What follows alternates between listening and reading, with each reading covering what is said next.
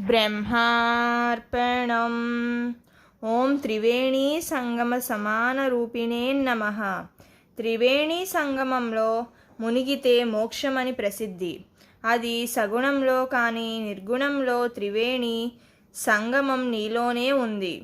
ఆనాడు సగుణంలో మునిగిన వారు ఈనాడు నిర్గుణ సంగమాన్ని చేరి ఉంటారు. బాహ్య స్నానాలతో ఎన్నటికీ సంపూర్ణ మోక్షం లభించదు. అలా పరమాత్మ వీలు కల్పించి ఉంటే తప్పు చేసిన ప్రతివారు మునిగి మోక్షం పొందుతారు. పాపభీతి తగ్గిపోతుంది. త్రివేణీ సంగమంలో చేస్తే ఏముండదనే ధైర్యంతో పాపాలు చేస్తారు.